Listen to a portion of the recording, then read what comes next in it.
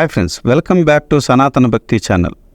ఈ వీడియోలో నవదుర్గలో 8వ అవతారం మహాగౌరి గురించి ఎక్స్ప్లెయిన్ చేయబోతున్నాను. సో ఆ విశేషాలు తెలుసుకోవాలనుకుంటే ఈ వీడియో స్కిప్ చేయకుండా లాస్ట్ వరకు చూడండి.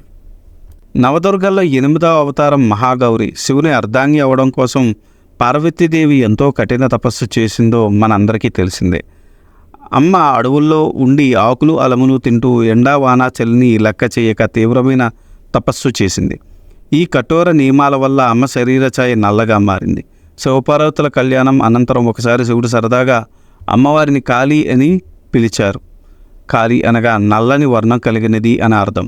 స్వామివారి పరిహారానికి అమ్మ కోపగించుకొని తపస్సు చేసుకోవడానికి భూలోకం తరలి వస్తుంది. బ్రహ్మ గురించి తీవ్ర తపస్సు చేసి బ్రహ్మదేవుని ప్రసన్నం చేసుకుంటుంది. బ్రహ్మదేవుడి సలహా మేరకు మానస సరోవరంలో స్నానం చేయగా నల్లని వర్ణం ఆమె నుండి విడిపోయి ఒక స్త్రీ రూపం పొందింది. ఆ స్త్రీ అత్యంత సౌందర్యరాశి.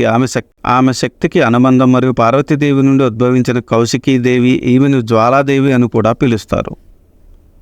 ఒకప్పుడు శంభులు కేవలం స్త్రీ చేతిలోనే మరణం పొందేలా బ్రహ్మదేవుని గురించి వరం పొందుతారు.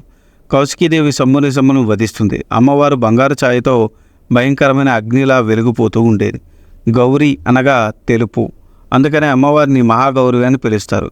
ఈ రూపంలో అమ్మవారు చతుర్భుజాలతో ఒక చేతిలో త్రిశూలం, మరో చేతిలో డమరుకం, రెండు చేతిలో ఒకటి అభయముద్రం, రెండవ వరద ముద్రలలో ఉంటాయి. అమ్మవారు తెల్లని వృషభ వాహనం మీద తెల్లని వస్త్రాలు, తెల్లని ఆభరణాలు ధరించి ఉంటుంది. ఈ రూపంలో అమ్మవారు 9 సంవత్సరాల బాలిక రూపంలో ఉంటుందని ప్రతీతి.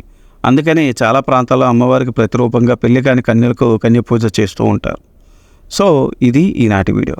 ఇలాంటి ఇంట్రెస్టింగ్ వీడియోస్ కోసం మీరు చేయాల్సిందల్లా మా ఛానల్ సబ్స్క్రైబ్ చేసుకొని బెల్ నోటిఫికేషన్ ఆన్ చేసుకొని పెట్టుకోండి. ఈ వీడియో కనుక మీకు నచ్చితే do like, share and subscribe. Thanks for watching. జై సనాతన ధర్మం.